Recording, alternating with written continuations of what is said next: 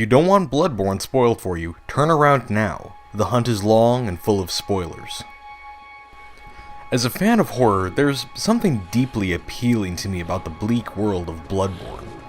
From its steeped cathedrals, to the grit and mud of the streets, to the macabre designs of the beasts roaming Yharnam, Bloodborne scratches an itch of mine, giving me both the intricate designs we've come to expect from FromSoftware, and all the makings of a classic gothic horror story. Yet, though it's got all the stylings of a gothic horror story, it transcends the genre entirely. Where Bloodborne really shines is in how it channels the ideas of cosmic horror through its mechanics. To really get a grasp on how Bloodborne does this, we need to go back in time to 1892, because this is when conventional gothic narratives like Frankenstein or Dr. Jekyll and Mr. Hyde changed forever. This was the year that American novelist Charlotte Perkins Gilman published The Yellow Wallpaper. In it, a young woman who is bedridden against her will after pregnancy begins to have visions of another woman creeping behind the titular yellow wallpaper. It's an unsettling story to be sure, but it introduced a number of aspects to horror that would change the game forever. The use of an unreliable narrator conceals whether or not the visions in the wallpaper are real or not. Is there truly a lurking, skulking monster just out of sight? Or has the narrator gone mad from the isolation and miserable living conditions?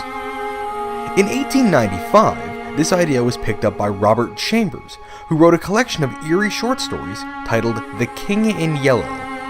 Once again, these stories feature unreliable, mad narrators. However, the madness in all of these short stories proceeds from a fictitious work fittingly titled The King in Yellow, a play which, when read, makes the reader lose their mind and have visions of the Yellow King, the alien world of Carcosa, and other bizarre and frightening sights. These ideas, that is, of a world invisible to sane eyes, is something that would later be fleshed out in the works of Howard Phillips Lovecraft. For all of his problems, including but not limited to purple prose, immense racism, and a tendency to tell the same story over and over again, Lovecraft represents the culmination of the works prior. Now, the madness-inducing elements aren't isolation or a lone text, but rather the dawning realization of horrors beyond what humanity was meant to know, and humanity's subsequent puniness.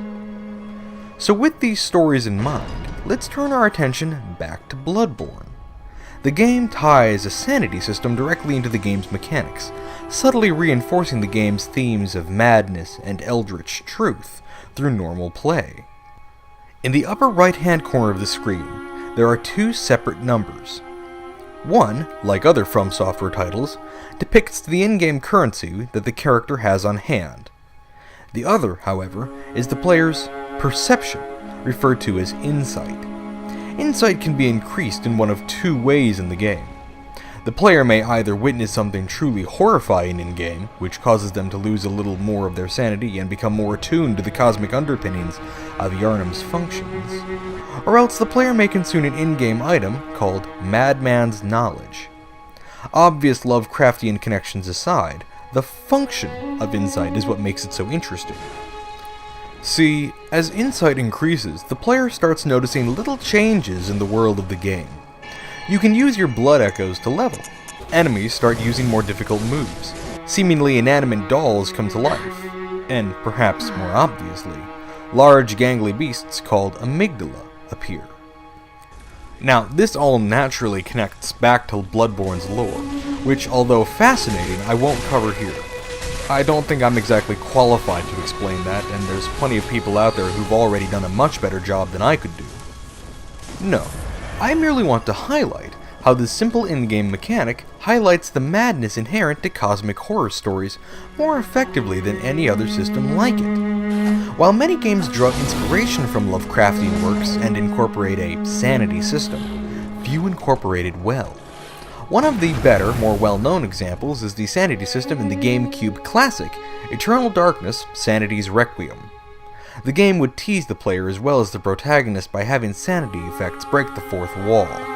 Really, a lot of these little moments are pretty clever.